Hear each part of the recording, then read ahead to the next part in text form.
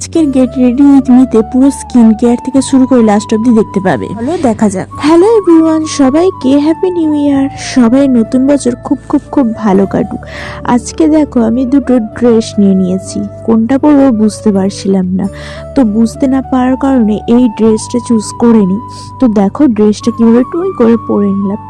ড্রেসটা সত্যিই আমার ভীষণ ভীষণ ভালো লাগে। আমি এক জায়গায় যাব ভেবে এই ড্রেসটা পরেছিলাম, কিন্তু অন্য জায়গায় গিয়েছিলাম। কী কী করেছি সব বলবো। তো চলো আজকে গেট রেডি উইথ মিটা তোমাদের সাথে পুরো পারফেক্টভাবে শেয়ার করা যাক।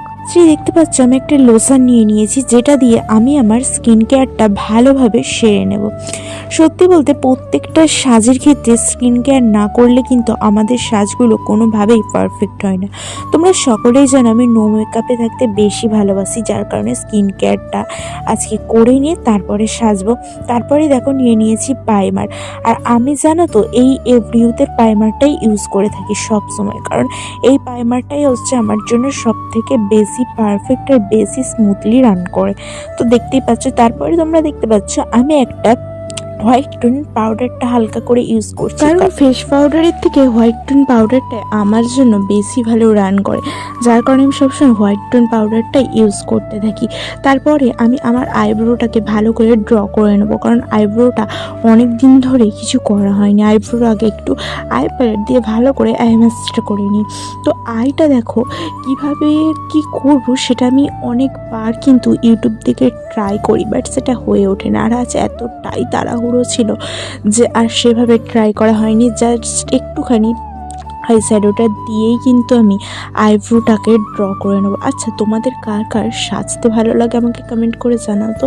এমন কোনো মেয়ে নেই যে সাজতে ভালো লাগে না, তাই না বলো? সত্যি আমাদের সকলেরই সাজতে ভীষণ ভীষণ ভালো লাগে। আমার তো দারুণ লাগে, কিন্তু সেরকমভাবে আমি সাজি না। তারপরে আমি ভালো করে আইব্রোটাকে ভালো করে আগে স্মুথ করে নিচ্ছি। ড্র করার আগে তোমরা সবসময় যদি স্মুথ করে নাও তাহলে কিন্তু ড্র করতে বেশ ভালো লাগে। তো তারপরে স্মুথ করে নিয়েই কিন্তু ড্র করে নিচ্ছি। আর জানো তো আমি আইব্রোর ক্ষেত্রে কোনো পেন্সিল ইউজ করি না। আই শ্যাডোর যে প্যালেটের যে ব্ল্যাক কালারটা থাকে সেটা দিয়েই কিন্তু আমি হালকাভাবে স্মুথ করে তারপরে ওটাকে ড্র করে নিলেই কিন্তু আমার আইব্রোটা পুরোপুরি পারফেক্ট হয়ে যায়। তোমরা যেটা দেখতেই পাচ্ছ প্রমাণ সহ।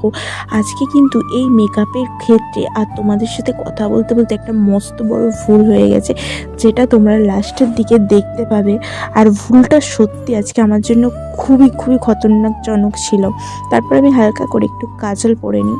আমি বেশি কিছু পরতে ভালোবাসি না, কিন্তু আজকের আমার একটু সাজুগুজু করতে ইচ্ছে করলো। তারপরে আমি দেখতেই পাচ্ছ লাইনারটা দিয়ে দিচ্ছি।